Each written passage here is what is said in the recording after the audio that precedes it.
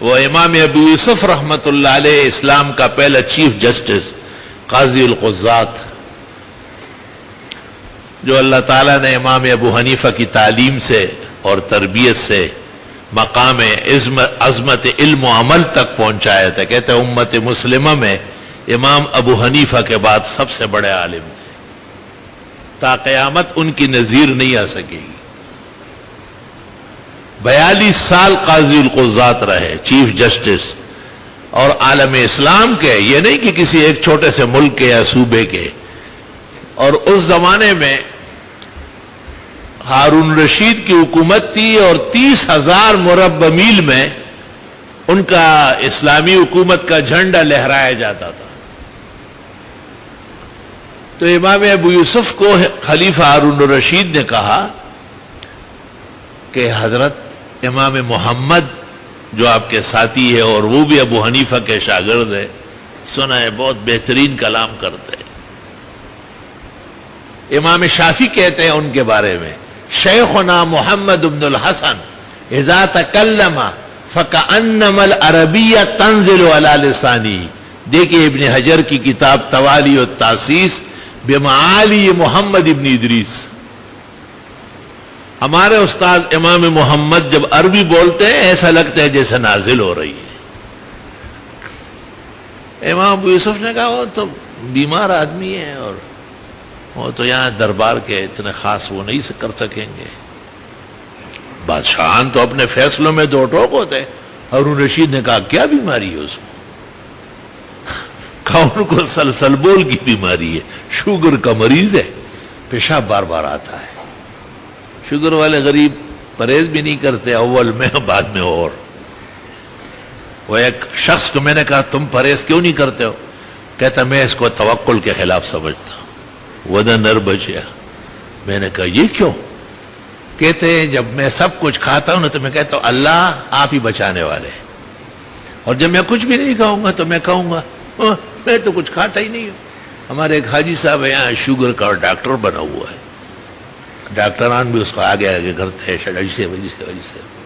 تو میں نے ایک دن کہا، میں نے کہا حاجی صاحب آپ کا میں تو کچھ کھاتا ہی نہیں ہوں، تو میرا جو سسٹم ہے وہ سسٹم کو سسٹم کہتا ہے وہ صحیح رہتا ہے. تو میں نے انور شاہ کو کہا تھا حاجی صاحب کو چیک کرو. مزہ آیا مجھے.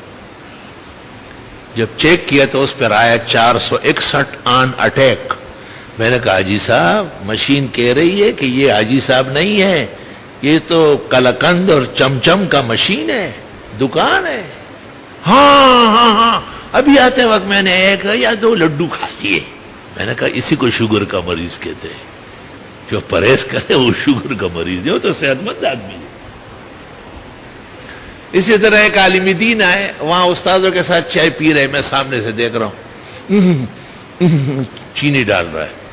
پھر میرے پاس آئے، میں نے کہا چائے تو جو آپ کے پاس ہے وہ اچھی، اس میں بھی تھی. میں نے کہا خیریت؟ ہاں وہ مجھے کسی نے جادو کیا تھا اور اللہ کے فضل سے عامل نے توڑ دیا اور میں صحت مند ہو گیا. میں نے ساتھی کو کہا تھا مولانا کا چیک کرو. چیک کیا تو مشین نے کہا کہ میرے پاس اور نمبر ہی نہیں ہے. تو مجھے کہا یہ مشین کیا کہہ رہی؟ میں نے کہا یہ کہہ رہے کہ ادھر سے جاتے ہوئے قبرستان سے جاؤ، تاکہ لوگوں کو کیوں تکلیف دے رہے، بد پرہیزی آپ کر رہے اور نہلائیں گے کفنائیں گے لے جائیں گے، بس قبرستان کی طرف سے جاؤ تاکہ وہی لیٹ جاؤ. اللہ تعالیٰ اس عامل کا بیڑا غرق کرے. اس نے مجھ سے 40,000 روپے. میں نے کہا تیرا بیڑا غرق ہو رہا ہے، عامل تیرے گھر لوٹنے نہیں آیا تھا، وہ تو جھوٹ سب سے بولتے ہیں. آپ کو خیال کر رہے آپ عالم دین ہے، امت کے رہنما ہیں. شوگر اور بلڈ پریشر عاملوں سے جائیں گے، پھر تو یہ کارڈیو کے تمام سلسلے بند ہونے چاہیے اور دل بھی وہ رواں دواں کر لے. ٹھوکے ٹکالی عامل لے اٹھس کو آپس سے پوچھے گی. جہان کذاب. 3 فرقوں میں سخت کذب آ گیا. اول درجے کا عامل اور حکیم صاحب، اور وہ دوسرے کون سا علاج ہے ہومیوپیتھک. وہ خفا ہوتے کہتے ہیں مرنا مت لو، چلو ان کو نہیں لیتے. تو مجھے کہتے آپ ہمارا نام نہ لیں، ہم سے بہت فیض ہوا. تو وہ تو کم از کم کوئی تدبیر حکمت کی یا اس کی دوائیوں کی دوسری، لیکن یاد رکھنا کہ جو موجودہ دور میں احتیاط ہے وہ بغیر علاج معالجے کے نہیں ہے. پیغمبر صلی اللہ علیہ وسلم نے ایک شخص کو کہا آپ تو بیمار ہیں, علاج کیا ہے حکیم سے؟ اس نے کہا کہ نہیں جی, اس زمانے میں تو ڈاکٹر نہیں تھے. تو اگر اللہ نے موت لکھی ہو تو آپ نے کہا اللہ نے جو لکھا ہے وہ تیرے ذمہ نہیں ہے, آپ کے ذمہ احتیاط کرنی ہے اور دوا کھانی ہے. تداو یا عباد اللہ, پاک پیغمبر کے الفاظ, اے خدا کے بندو دوائیاں استعمال کرو. ما من داء الا انزل اللہ لہ دوا وفی روایت الشفاء, اللہ تعالیٰ نے ہر مرض کا توڑ اور اس کے لیے دوا یا شفا نازل فرمایا. جب وہ چاہے گا اور وہ راضی ہو جائے گا تو دوا موافق ہو جائے گی. کبھی محلے کے کسی چھوٹے سے ڈاکٹر سے صحت ہو جاتی ہے اور امریکہ اور برطانیہ سے لاشیں آتی ہے. اللہ تعالیٰ ہمارے حال پر رحم و کرم فرمائے. خیر وہ واقعہ پورا کرتا ہوں اگر جو ٹائم ہو چکا ہے کہ امام ابو یوسف رحمۃ اللہ علیہ کو ہارون رشید نے کہا امام محمد کو لے آؤ اور ہم ان کے لیے انتظام کر لیں گے. تو بادشاہ نے حکم دے دیا کہ بھئی یہ دربار میں یہ دیوار توڑو تمہارا کھانا بناؤ. چنانچہ امام محمد کو امام ابو یوسف نے کہا کہ آ جائیے, لیکن جب میں تم سے کہوں کہ اٹھ جاؤ تو فوراً اٹھا کر. وہ آ گئے مجلس میں, درمیان میں بادشاہ ہے, اس طرف امام ابو یوسف ہے, ادھر امام محمد کا مسند لگ گیا. امام محمد نے کلام کا آغاز کیا تو وہ تو وہی کلام تھا جو امام شافعی کہتے, ہمارے استاد جب گفتگو کرتے ایسا معلوم ہوتا ہے عربی نازل ہو رہی ہے ان پر. سنا ہے بولے تو گویا کہ پھول جڑتے, یہ بات ہے تو آؤ ہم بھی ذرا چلتے. لا الہ الا اللہ. جب امام محمد بحر مواج میں آ گئے کلام کہنا تو امام یوسف اٹھ جاؤ, شاگرد بھی ہے نا. تو امام محمد جلدی اٹھے, پیشاب کا. بادشاہ نے کہا حضرت حضرت یہ ہے, یہ تو عرفانہ بالکل قریب ہے.